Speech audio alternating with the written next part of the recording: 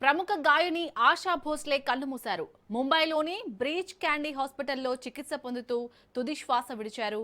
1933లో మహారాష్ట్రలోని సాంగ్లీలో జన్మించిన ఆశా భోస్లే గాయనిగా వేలాది పాటలు పాడారు. ఆశా భోస్లేకు 9 ఫిల్మ్ఫేర్ అవార్డులు లభించాయి.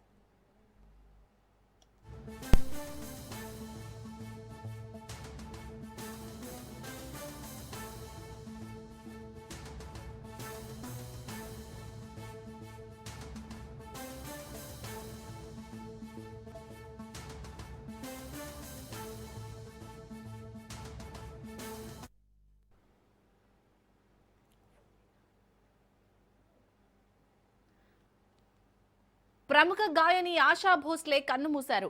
ముంబైలోని బ్రీచ్ క్యాండీ హాస్పిటల్లో చికిత్స పొందుతూ తుది శ్వాస విడిచారు. 1933లో మహారాష్ట్రలోని సాంగ్లీలో జన్మించిన ఆశా భోస్లే గాయనిగా వేలాది పాటలు పాడారు. ఆశా భోస్లేకు 9 ఫిల్మ్ఫేర్ అవార్డులు లభించాయి.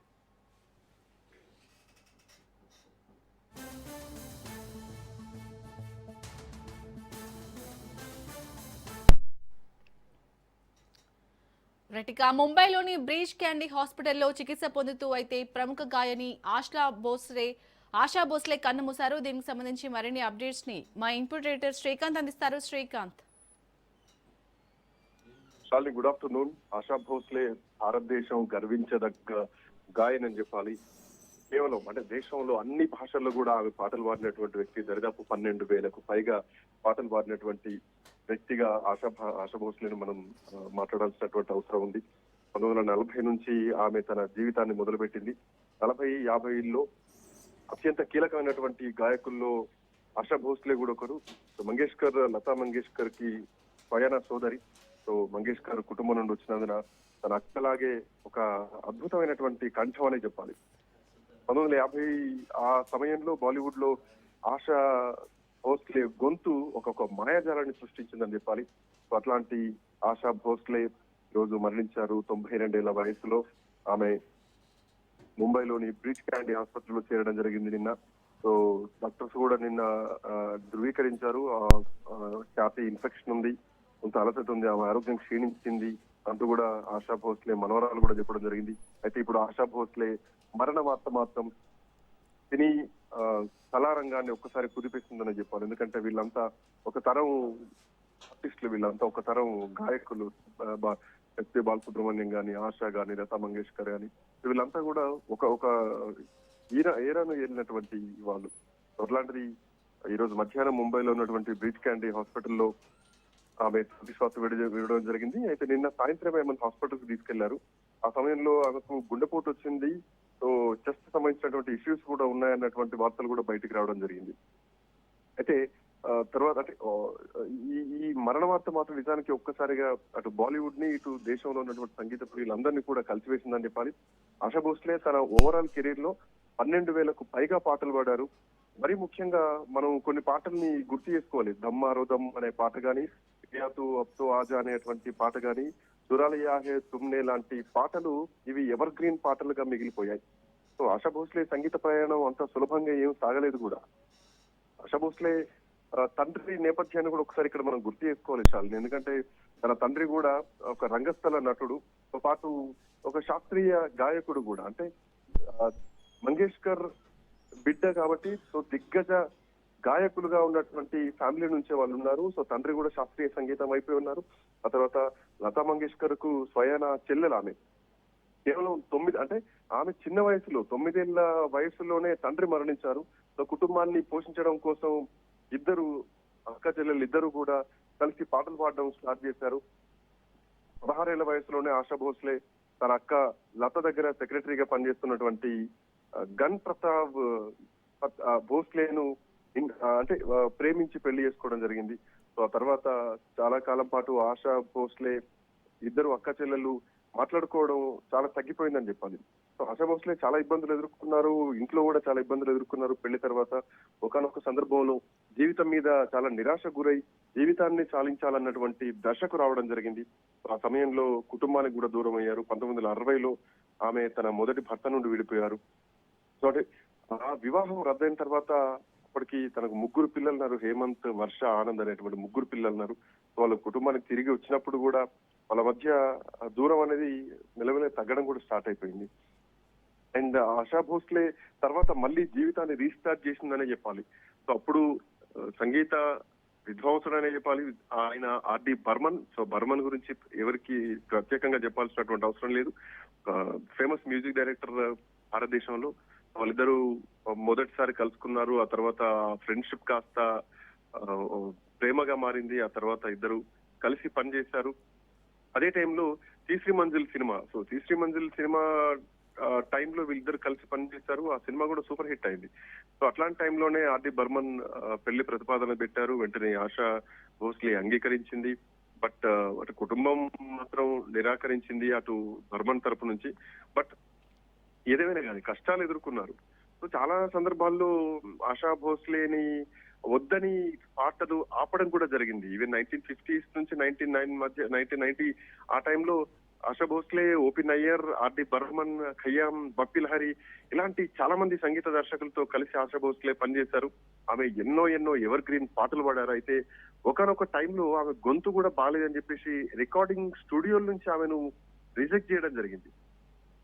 సో ఇట్లా అంటే అప్పుడు భాష రాకపోవడం, బెంగాలీ భాషలో వాళ్ళు మాట్లాడుకోవడం, ఆశా భోస్లేకి ఆ భాష రాకపోవడం, ఎందుకు రిజెక్ట్ చేశారన్నటువంటి ధీమాలకు కూడా వెళ్ళిపోయారు. తర్వాత 1940s ఆ టైంలో రాజ్ కపూర్ గాని, నర్గీస్ గారు నటించినటువంటి జాన్ పెహచాన్ సినిమా, ఆ సినిమా చాలా సూపర్ హిట్ అయింది అప్పట్లో. సో దానికోసం ఒక పాట రికార్డ్ చేయమని చెప్పేసి అప్పుడు కిషోర్ కుమార్ తో కలిసి జేబీ రుంగ్దా స్టూడియోకి వెళ్ళిన విషయాన్ని కూడా ఆ కాలంలో ఆశా భోస్లే గుర్తు చేసుకున్నారు. సో ఇట్లా అంటే అంటే ఇప్పుడంటే రికార్డింగ్స్ డిఫరెంట్ గా ఉండేది కానీ బట్ ఆ రోజుల్లో స్టూడియోల్లో ఏసీలు కానీ వేరే పెద్ద ఎక్విప్మెంట్ ఏమి ఉండకపోయేది. ఆ రోజుల్లో 2 ట్రాకులు మాత్రమే ఉండేటివి. ఆ ట్రాక్ ఒకటి మ్యూజిక్ డైరెక్టర్ దగ్గర ఉంటే ఇంకొకటి అక్కడ సింగర్ దగ్గర ఉండేది. ఒకటే మైక్రోఫోన్ ఉండేది. దాని ముందే ఇద్దరు నిల్చొని పాటలు పాడేటువంటి పరిస్థితి ఉండేది. అటు ఆశా భోస్లే, ఇటు కిషోర్ కుమార్ ఇద్దరు పాడడం స్టార్ట్ చేయడం. సో ఇట్లాంటి పరిస్థితులు ఉండేవి. సో ఇట్లా చాలా సందర్భాల్లో ఆశా భోస్లే ని రిజెక్ట్ చేయడం, ఆమె జీవితం మొదటి నుంచి కష్టాలతోనే ఉంది. ఫ్యామిలీ ఇది మాత్రం మొదటి నుంచి కష్టాలు ఎదుర్కొన్నారని చెప్పాలి. లతా మంగేష్కర్, ఆశా భోస్లే ఇద్దరు ఒక తండ్రి పిల్లలు. సో అట్లాంటి ఇద్దరు మధురమైనటువంటి కంఠంతో భారతదేశాన్ని ఒక్కసారిగా వాళ్ళ గాత్రంలో ముంచారని చెప్పాలి. సో ఇలాంటి పరిస్థితుల్లో ఆశా భోస్లే లేదు అన్నటువంటి మరణ వార్త మాత్రం ఇది చాలా దిగ్భ్రాంతి కలిగించేటువంటి వార్త అనే చెప్పాలి. ఎందుకంటే ఇప్పటికే సంగీత ప్రియులంతా కూడా చాలా బాధపడుతున్నారు. ఎందుకంటే మ్యూజిక్ అనేది మనసుతో వింటా ఉంటాం. సో ఆ సింగర్లు అనే వాళ్ళను మనం ఓన్ చేసుకుంటాం. అట్లాంటి వ్యక్తులు చనిపోతే ఖచ్చితంగా కళారంగంలో ప్రతి ఒక్క ఇంటికి కనెక్ట్ అయి ఉంటారు కాబట్టి కొంత బాధగా ఉంటుందని చెప్పాలి. సో ఇప్పుడు ఆశా భోస్లే బాలీవుడ్ లో నిజానికి ఆ గాత్రం ఒక మాయాజాలాన్ని సృష్టించిందని చెప్పాలి. చాలా ప్రధానమైనటువంటి చిత్రాలకు తన గాత్రాన్ని ఆమె అందించారు. అండ్ మోర్ ఓవర్ చాలా తక్కువ బడ్జెట్ సినిమాల్లో కూడా పాటలు పాడారు ఆమె. చాలా గుర్తింపు తెచ్చుకున్నారు. సంగ్ దిల్ సినిమా గురించి కూడా ఇక్కడ గుర్తించుకోవాలి శాలిని. 1952లో వచ్చింది ఆ సినిమా. ఆ సినిమాలో కూడా మంచి పాట పాడారు. ఆ సినిమా ఆశా భోస్లేకి మంచి పేరు కూడా తీసుకురావడం జరిగింది.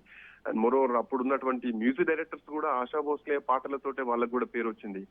సజ్జాద్ హుస్సేన్ లాంటి మ్యూజిక్ డైరెక్టర్లకు కూడా ఆశా భోస్లే ఒక పేరు తీసుకురావడం జరిగింది. బిమల్ రాయ్ గాని, లేదంటే పరిణిత సినిమా గాని, రాజ్ కపూర్ సినిమాలో ఉన్నటువంటి Raj Kapoor cinema boot polish cinema కావచ్చు. అండ్ 1952 నుంచి 1960s వరకు ఉన్నటువంటి అప్పుడున్నటువంటి మ్యూజిక్ డైరెక్టర్ ఓపి నయ్యర్ చాలా అద్భుతమైనటువంటి పాటలు ఇచ్చారు. సో ఆ పాటలన్నీ కూడా నాయర్ భోస్లే గాత్రంతో ఆమె సినిమాలన్నీ కూడా భారీ హిట్ కావడం జరిగింది.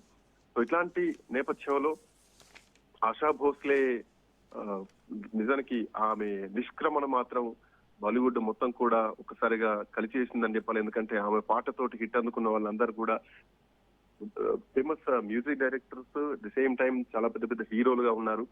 సో ఇప్పటికే దీనికి సంబంధించి ఆశా భోస్లే మనవరాలు జానే భోస్లే కూడా ఆమె కూడా ఒక గాయన్ అనే చెప్పాలి, మంచి సింగర్ అనే చెప్పాలి. ఇప్పటికే ది ప్రైడ్ ఆఫ్ ఇండియా గాని, ఛత్రపతి శివాజీ మహారాజ్ సినిమాల్లో మనవరాలు కూడా అరంగేట్రం చేయడానికి సిద్ధంగా ఉంది.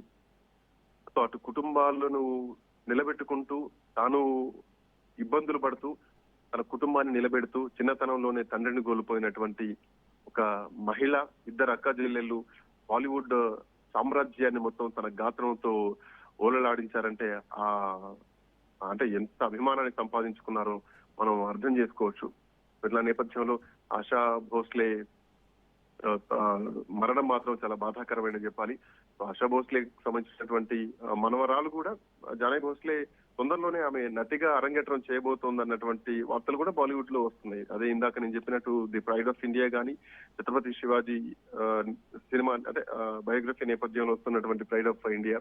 సో ఈ సినిమాలో జానా భోస్లే ఒక కీ రోల్ ప్లే చేయబోతోంది. అంటే ఒక రాజ కుటుంబ చరిత్రతో ముడిపడబోతోంది ఆ సినిమా. ఇట్లాంటి నేపథ్యంలో ఈ ఆశా భోస్లే గుండెపోటు రావడం, ఆమె మరణ వార్త తెలిసి అటు బాలీవుడ్ కానీ ఇటు భారతదేశంలో ఉన్నటువంటి అన్ని సినిమా రంగానికి చెందినటువంటి సినిమా అభిమానులు, ముఖ్యంగా సంగీతాభిమానులు మాత్రం చాలా దిగ్భ్రాంతికి లోనవుతున్నారు. ఎందుకంటే ఒకప్పుడు మనం చూడొచ్చు సింగర్లు చనిపోతే చాలా బాధగా ఉంటుంది. ఎస్పి బాలసుబ్రహ్మణ్యం మరణాన్ని ఎవరినూ కూడా జీర్ణించుకోలేకపోయారు. అట్లాంటి పరిస్థితుల్లో ఆశా భోస్లే కూడా అంతటి స్థాయి ఉన్నటువంటి వ్యక్తి. దేశం మొత్తం అటు అంటే ఉత్తర దక్షిణ భారతదేశాలు అన్ని దేశాల్లో అంటే అన్ని రంగాల్లో కూడా అన్ని ప్రాంతాల్లో కూడా తన పాటలతో ప్రజల్ని మంత్రముగ్ధుల్ని చేసినటువంటి ఆశా భోస్లే మరణం మాత్రం చాలా బాధాకరం అని చెప్పాలి. సో ఇంకా పూర్తి సమాచారం కూడా రావాలంటే ఆశా భోస్లేకు సంబంధించి అంత్యక్రియలకు సంబంధించినటువంటి విషయాలు కానీ కుటుంబ సభ్యుల నుంచి ఇంకా పూర్తిగా అంశాలు కూడా రావాల్సినటువంటి అవసరం ఉంది. బట్ ఇది చాలా బాధాకరమైనటువంటి విషయం అని చెప్పాలి. ఎందుకంటే చాలా సూపర్ హిట్ సాంగ్స్ ఇప్పటికీ కూడా మనం ఆ పాటల్ని ఇప్పటికీ కూడా గుర్తు చేసుకుంటే ఉంటాం. పియాతో అబ్తో ఆజా అనేటువంటి పాటను ఇంకో 100 ఏళ్ల వరకు కూడా ప్రజలు మర్చిపోరు. ఆ పాటల్ని మళ్ళీ కవర్ సాంగ్స్ లా చేసి డీజేలకు కూడా డీజేలు చేస్తూ ఈ తరం యువత కూడా ఆ పాటలు ఎంజాయ్ చేసేటువంటి దమ్మారో దమ్ అనేటువంటి పాట కూడా ప్రతి ఒక్కరికి గుర్తుండిపోయేటువంటి పాట భవిష్యత్తులో కూడా గుర్తుంటుంది. దురాలియా హే తుమ్నే లాంటి పాటలు ఇవన్నీ ఎవర్ గ్రీన్ పాటలు, ఎప్పటికీ ప్రతి మదిలో నిలిచిపోయేటువంటి పాటలు. సో అట్లాంటి పాటల్ని తన గాత్రంతో అందించినటువంటి ఆశా భోస్లే 92 ఏళ్ల వయసులో కన్నుమూశారు. ఆరోగ్యం క్షీణించడంతో ఆశా భోస్లే ఆసుపత్రిలో చేరడం జరిగింది. రేపు సాయంత్రం 4 గంటలకు అంత్యక్రియలు జరగబోతున్నాయంటూ కూడా ఇప్పటికే ఆశా భోస్లేకి సంబంధించినటువంటి కుటుంబ సభ్యులు చెప్పడం జరిగింది. And moreover ASHA Bhosle recent గానే తన పుట్టినరోజును కూడా జరుపుకుంది. సెప్టెంబర్ 8, 2025 92వ పుట్టినరోజును కూడా జరుపుకున్నారు. కానీ ఇంతలోనే ఈ తక్కువ కాలంలోనే ఈమె అనారోగ్యానికి గురవుతారు, హాస్పిటల్ అడ్మిట్ అవుతారు, మరణిస్తారన్నది మాత్రం ఎవరు అంచనా వేయలేకపోయారు. రేపు సాయంత్రం 4 గంటలకు శివాజీ పార్క్ లో అంత్యక్రియలు నిర్వహిస్తారంటూ కూడా ఆశా భోస్లే ఆ కొడుకు ఆనంద్ భోస్లే ఇప్పటికే చెప్పడం జరిగింది. ఆమె ఇవాళ కన్నుమూశారు. చివరి నివాళులు అర్పించాలనుకున్న వారు ఎవరైతే ఉన్నారో రేపు ఉదయం 10 గంటలకు ఇంటికి రావచ్చు. ఆశా భోస్లే పార్థివ దేహాన్ని సందర్శించవచ్చు, నివాళులు అర్పించవచ్చు. రేపు సాయంత్రం అంత్యక్రియలు జరుగుతాయి 4 గంటలకు శివాజీ పార్క్ లో అంటూ కూడా ఇప్పటికే ఆనంద్ భోస్లే చెప్పడం జరిగింది. సో ఆ తర్వాత డాక్టర్స్ కూడా ఇప్పటికే చెప్తున్నారు. డాక్టర్ ప్రతీత్ సందాని కూడా ఆశా భోస్లే మరణాన్ని ధృవీకరించారు. ఆశా భోస్లే గారు ఈ రోజు కన్ను మూశారు. ఇది బాధాకరం. ఆమెకు అంటే మల్టీ ఆర్గాన్స్ ఫెయిల్ అయిపోయాయి. ఆమెకు చాలా ఆరోగ్య సమస్యలు కూడా ఉన్నాయి. సో అవయవాలు కూడా అన్ని ఫెయిల్ అయిపోయాయి. ఆర్గాన్స్ అన్ని కూడా పనిచేయకుండా అయిపోయాయి. So all are failed. So ఇక ఆమె మరణించారు అంటూ కూడా చెప్పడం జరిగింది. సో ఇక రేపు సాయంత్రం 4 గంటలకు ఆశా భోస్లే అంత్యక్రియలు జరగబోతున్నాయి. ఈ రేపు ఉదయం 11 గంటల నుంచి ఆమె ఇంటికి అభిమానులు రావచ్చు అంటూ కూడా ఇప్పటికే ఆనంద్ భోస్లే తన కుమారుడు చెప్పడం జరిగింది. Shalini. Right, thank you Srikanth.